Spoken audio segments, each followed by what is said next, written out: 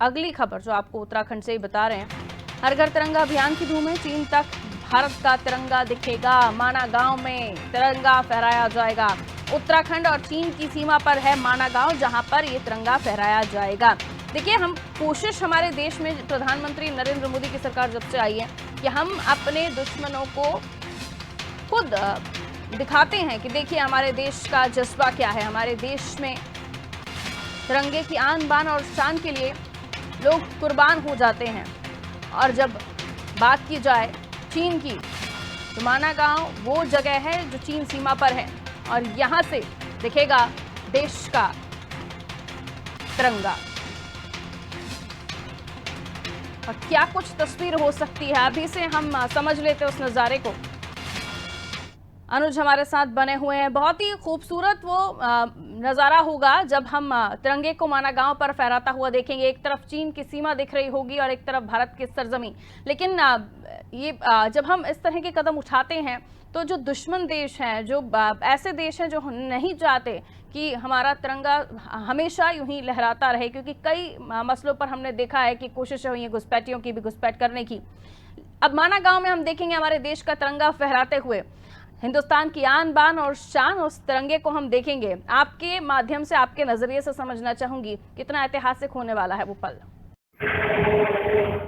जी बिल्कुल, एक सॉन्ग आया हुआ था, मेरी जान तिरंगा है, मेरी शान तिरंगा है, मेरी जान तिरंगा है। तो कहा जा सकता है कि तिरंगे को लेकर के उत्तराखंड की अगर बात करें, प्रदेश की अगर बात करें, तो सबसे ज्यादा यहाँ पे सेना में लोग गए हुए हैं। अगर बात करें पुलवामा अटैक की भी बात करें तो मेजर विभूति नारायण की अगर बात करें, जिनकी पुलवामा अटैक में डेथ हो गई थी, शहीद हो गए थे। साथ ही साथ अगर बात करें मेजर चित्रिक बिष्ट की बात करें तो वो भी पुलवामा अटैक में शहीद हो गए थे। तो कहा जा सकता है कि उत्तराखंड में सबसे ज्यादा जो लोग हैं वो सेना में गए हुए हैं। तो इनको लेकर के जो देशभक्ति का जज्बा है वो सबसे ज्यादा यहाँ देखने को मिलता है। उत्तराखंड की जो सीमा है वो चीन से आखिरी गांव जो माड़ा गांव है, माड़ा से चीन की सीमा दिखती है। और अभी कुछ दिन पहले वहीं पे ही हलचल हुई थी जब प्रधानमंत्री नरेंद्र मोदी ने ऑर्डर किया था आर्मी को लेकर के वहां पे।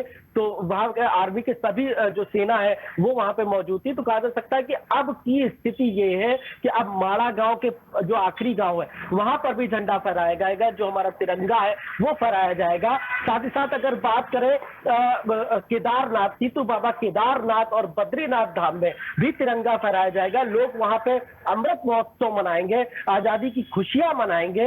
कहा जा सकता है कि दुश्मन को भी दिखना चाहिए कि हमारे देश में आजादी का अमृत महोत्सव मनाया जा रहा है। इसको लेकर के मुख्यमंत्री पुष्कर सिंह धामी भी पूरी तरीके से खुश नजर आ रहे हैं कि जो हमारा आखिरी गांव है, क्योंकि उत्तराखंड की जो सीमा है, एक तरफ नेपाल है, एक तरफ चीन लगता है और एक तरफ की जो सीमा है वो हिमाचल लगती है। तो कहा जा सकता है कि चीन और नेपाल को दिखाने के लिए कि हमारे प्रदेश में या हमारे देश में जो जज्बा है देशभक्ति का वो कम नहीं है।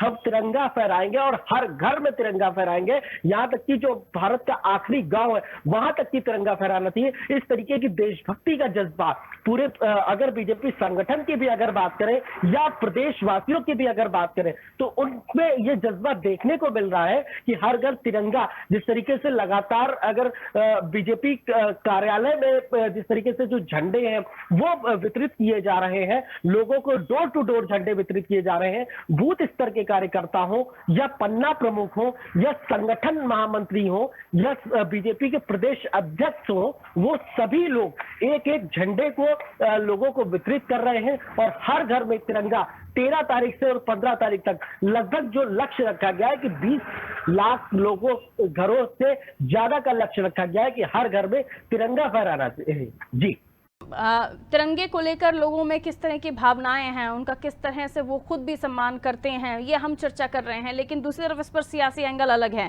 खैर, उस पर हम बात नहीं करते हैं। मैं लौटूंगी अनुज आपके पास दोबारा।